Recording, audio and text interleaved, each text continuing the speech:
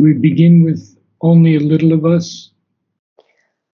No, we begin with a vast subliminal in man's Okay. specialist part.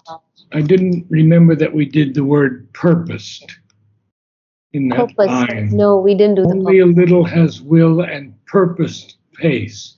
Purposed is simply having an objective. Yes. And I don't know if we did subliminal. Subliminal, no, that's where we stopped because we subliminal was quite a lot, so we discussed that we would do it in this class. Right, I remember now. Very good. So we'll begin with that first line, and then you can go to the definitions of subliminal, which are quite Yes. a few because this is an extremely important term in the integral yoga. And the difference of subliminal and subconscient is quite dramatic. Mm.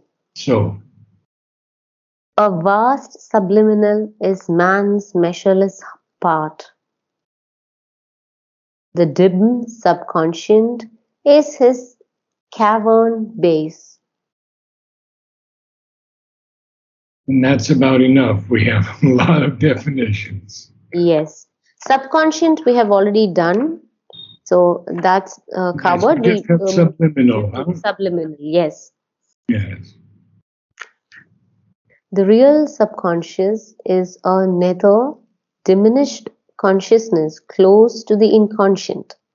The subliminal is a consciousness larger than our surface existence, but both belong to the inner realm of our being, of which our surface is unaware. So both are jumped together in our jumbled together. Jumbled together. So both are jumbled together in our common conception and pa- par- Parlance. parlance. Parlance is speech. Okay. So he's very clear here that the subliminal is a consciousness larger than our surface existence. Hmm. And he says both of these things, the real subconscious is not a diminished consciousness at all, close to the inconscient, and the subliminal is a consciousness larger than ours. But both of them belong to the inner realm, and until we can get into the inner realm, we really can't know them or define them. Hmm. We have to depend solely on Sri Aurobindo's writings. Hmm. So, next one. Subliminal is a general term used for all parts of the being which are not on the waking surface. Subconscient is very often used in the same sense by European psychologists because they do not know the difference. But when I use the word, I mean always what is below the ordinary physical consciousness, not what is behind it. The inner mental, vital, physical, the psychic are not subconscious in this sense, but they can be spoken as a subliminal. They can be spoken of as subliminal. Yes, yes. So, subliminal is behind, but not deep down. Yeah. Okay, so We might say then that there are three elements in the totality of our being. There is the submental and the subconscient, which appears to us as if it were inconscient, comprising the material basis and a good part of our life and body. There is the subliminal, which comprises the inner being, taken in its entirety of inner mind, inner life, inner physical, with the soul or psychic entity supporting them. There is this waking consciousness which the subliminal and the subconscient throw up on the surface, a wave of their secret surge. But even this is not an adequate account of what we are, for there is not only something deep within, behind our normal awareness, but something also high above it. That too is ourselves, other than our surface, other than our surface mental personality, but not outside our true self. And that too is a country of our spirit. For the subliminal proper is for the subliminal proper is no more than the inner being on the level of the knowledge ignorance, luminous, powerful, and extended, indeed, beyond the superconception of our waking mind. The poor conception. Poor conception. Extended, indeed, beyond the poor conception of our waking mind, but still not the supreme or the whole sense of our being, not its ultimate mystery. Yeah, this is a bit complex, but we should go through it. So we see that this subliminal is a very, very important part, extremely important part, Yeah. because it's something deep within that's just behind our normal self awareness. We have subliminal messages coming to us all the time in a dream state, even in a waking state. When we are extremely calm, we can get these subliminal messages. Yeah. But he says it's not the whole thing. There's much things that are much, much higher that can descend from above into us. There are things that can come into our heart, into the psychic being. So we are definitely a large part, in large part, the subliminal. It's not true, they say, that we use only 10% of our brains, but they've done some interesting studies on the indigo children, and they find that that their brains are almost fully occupied, filled. I have a story to tell you that's so important that we can take a break here. We went to a ceremony for a funeral. Pardon? A funeral ceremony? I have to put the volume louder. I couldn't hear you.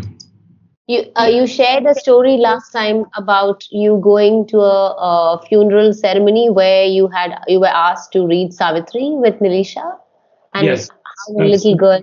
Yeah, we brought this girl yesterday to meet this dog that we like so much. She's a golden Labrador. Okay. And I've never seen a dog love people to that extent. She went with her little friend. They're only this high, you know, they're tiny little children. Yeah. And immediately the dog went and started allowing them to pet him. And this connection that's so beautiful for me, because if I call him from a block away, he'll bark and come right to the door. So he petted.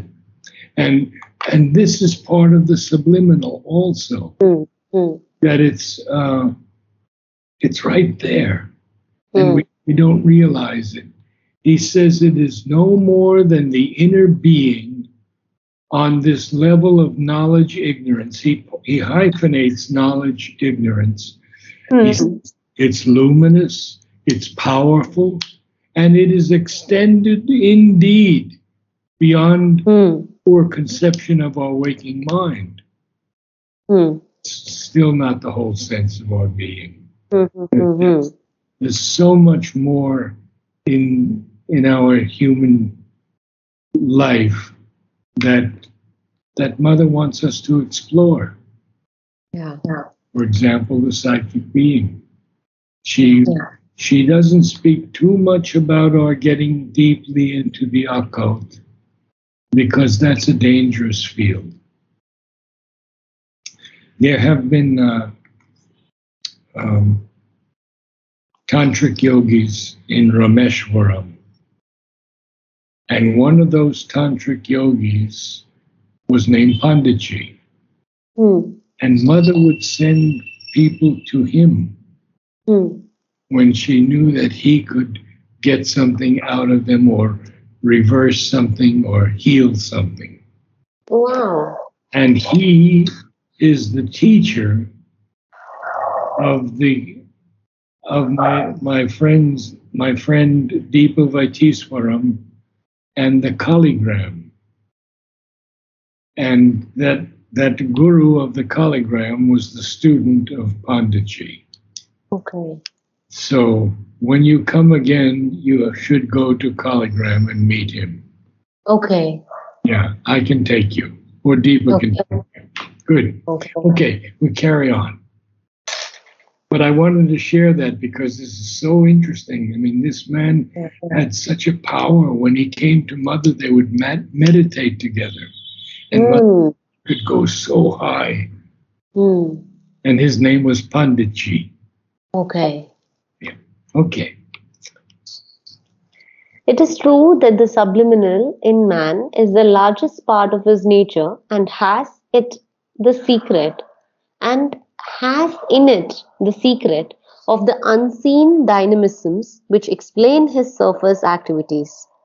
But the lower vital, subconscious, which is all that this psychoanalysis of Freud seems to know, and even of that it knows only a few ill-lit corners, is, is no more than a restricted and very inferior portion of the subliminal whole. Most interesting. Yeah? Well, Yeah, he puts Freud down pretty strongly. yeah. So we'll carry on. The subliminal self stands behind and supports the whole superficial man. It has in it a larger and more efficient mind behind the surface mind, a larger and more powerful vital behind the surface vital, a subtler and freer physical consciousness behind the surface bodily existence. And above them it opens to higher subconscious No, as well as higher superconscious. superconscious. And above them it opens to higher superconscient as well as below them to lower subconscient ranges. So now we're beginning to see where this subliminal is. Hmm. It stands behind us, but it supports even our superficial personalities. Yeah. It is much more efficient than the mind, but it's behind the surface mind. Hmm. It's larger and it has a more powerful vital behind this surface vital. Yeah.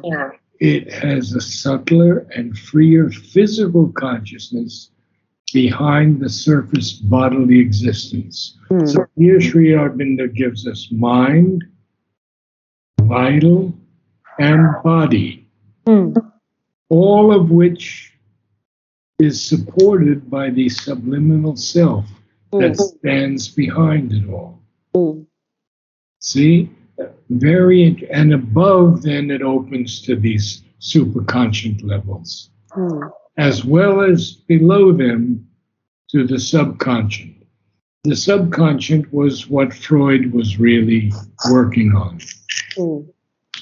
But when Sri Aurobindo says a few ill-lit corners, he was correct. Freud was concerned mostly with the vital and deeply into the sex aspect of it. Hmm. And he really didn't do much good for humanity. Yeah. Especially now that's being studied in and out by every psychologist in the world. Right, exactly. So, carry on. Our subliminal self is not, like our surface being, an outcome of the energy of the inconscient. It is a meeting place of the consciousness that emerges from below by evolution and the consciousness that has descended from above for involution. Interesting, it's a meeting place, huh? Yeah. Of the consciousness coming from below and the consciousness descending from above. Hmm. Very, very interesting. It's not like our surface physical being, It's not an outcome of the energy of the inconscient, it is a meeting place Yeah. of the consciousness that emerges from below by evolution and that has descended from above for involution. Now, you understand the difference in involution and evolution. I think Yeah. so, yeah.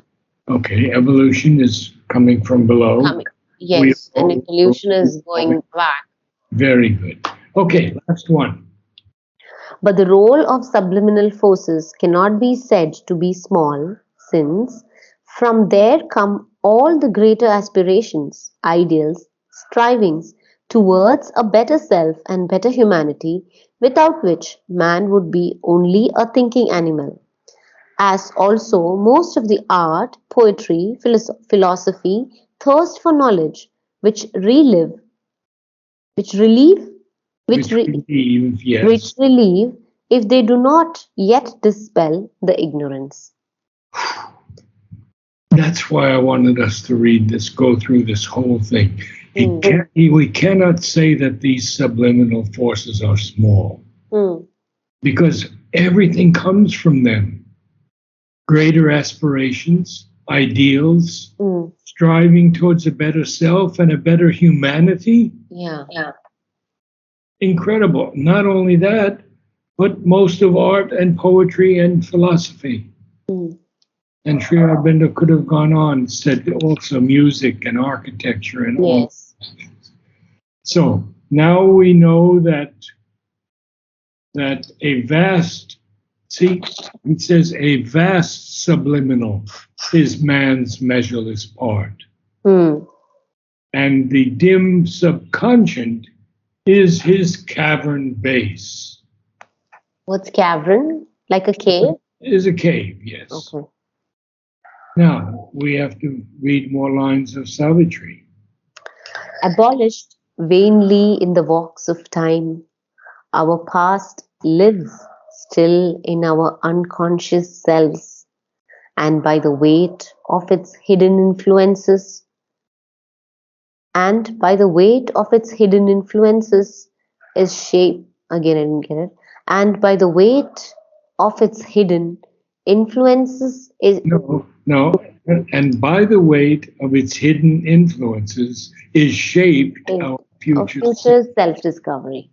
Yeah, so interesting. So we see now that even though the vast subliminal is our measureless part.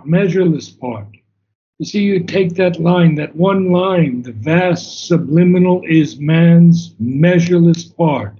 Mm. We went through all those definitions, and we see that now we understand that the subliminal is this huge part of us that we're not aware of.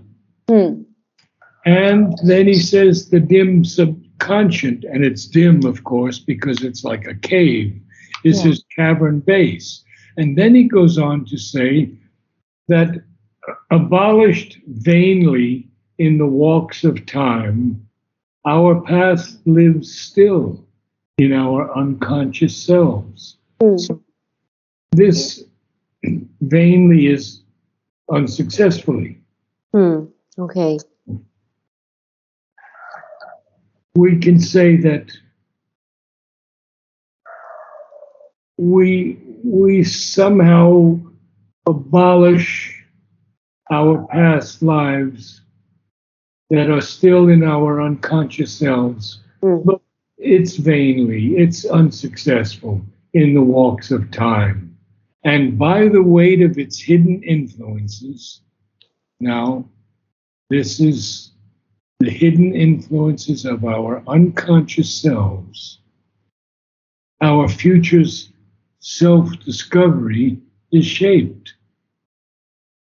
And now he makes a very, very important statement, and we have a lot to read here from Savitri about inevitable chain. Thus, all is an inevitable chain, and yet a series seems of accidents.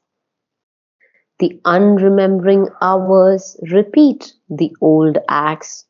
Our dead past round our future's ankles clings and drags back the new nature's glorious stride, or from its buried corpse old ghosts arise, old thoughts, old longings, dead passions live again, recur in sleep, and move the waking man, or move the way. or move the waking man to words that force the barrier of the lips, to deeds that suddenly start and overleap his head of reason and his guardian will.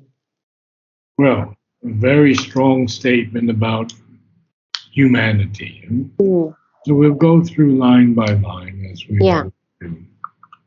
So now he says everything is an inevitable chain. Mm, Inevitable is certain, yeah. sure to happen. Yeah. And yet it seems to be a series of accidents. We meet someone that we've never met before, and somehow we know them. Mm, We we're walking along a street, and a dog comes up to us, and we think it's going to bite us, and it just does the opposite. yeah. It recognizes us somehow and Mm, begins to lick our hand or yeah. something. Yeah. And then, you know, we're on a plane or on a train and we see someone and we know that person. Somehow we know them. Mm, So he says everything seems an accident, but it's an inevitable chain. mm, Now, then he goes on to say some very strong things. Because the hours are not remembering, we repeat the old acts. mm, Old acts are the old habits yeah. that we have. And then this powerful, powerful line, our dead past round our future's ankles clings. Well, it's such a powerful statement that our past that seems to be dead now recurs again, and it clings around our ankles, Mm, our future's ankles. And mm, what does it do? It drags back the new nature's glorious stride. Well, the new nature is our evolutionary thrust forward. We're not trying to go back into the past, or some people are, of course, but we are not. And it is so poignant to say that our dead past clings around our future's ankles. And it even drags back all the improvements and the progress that we've made, mm, our nature's glorious stride. Then he says, or from its buried corpse, old ghosts arise, right. old thoughts and old longings. Mm, Even dead passions live again. How mm, can dead passions live again? Well, we think we have overcome something, mm, and then we meet this person who is yeah. so beautiful, and the dead passions live again. They've Mm, come to life again. We mm, think we've completed them, wiped them out. No. And mm, then what happens? They either recur in sleep or they move us when we're awake. Not only that, but they make us say things or do things that leap over the head of reason mm, and the guardian will. And this is where we get into people like serial killers, mm, um, who are led by an asura yeah. to do terrible things. Yeah. We see that these dead passions live again. They will recur in sleep which is one of the easiest ways for these beings to get into us, if we don't go to sleep with the divine's name on our lips. Yeah. And they can move us even when we're awake. Move the waking man. Move us to what? To words that come from our lips that we didn't mean to say. That's why Mother says, always be silent for a few moments before you speak or answer a question. Wow. So that the higher force can come down and you will speak properly. Most people don't do that. They just blurt it out. And it's not coming from them. It's coming from these beings who are entering our ears and entering our mouth. And this is what Sri Aurobindo is telling us here, that these old acts, these buried ghosts, these old thoughts and old longings come back to us in sleep, move us when we're awake, and they make us say things that force the barrier of the lips. And then even to deeds that suddenly start and overleap our reason. We'll do something that we know we should not have done. Yeah. And even our guardian will, we overleap. So have I explained that good enough for you? Yes. Okay. So we can stop here. We could stop there and you could read the whole thing. Yes, I was thinking. Yeah, let's do that. Okay. A vast subliminal is man's measureless part. The dim subconscient is his cavern base. Cavern base. Cavern base. Yeah, not cavern, but cavern. Cavern. Good. The dim subconscient is his cavern base. Abolished vainly in the walks of time. No, actually it's abolished vainly in the walks of time. Abolished vainly in the walks of time. Yes. Our past lives lives. Our past lives still in our unconscious selves, and by the weight of its hidden influences is shaped our future's self-discovery. Thus, all is an inevitable chain, and yet a scenes of accidents. The unremembering hours repeat the old acts. Our dead past round our future's ankles clings, and drags back the new nature's glorious stride. Or from its buried corpse, old ghosts arise, old thoughts, old longings, dead passions live again, recur in sleep, and move the waking man. Or move The waking man. It's two things he's giving us. They happen in sleep or they move us when we're awake. Yeah.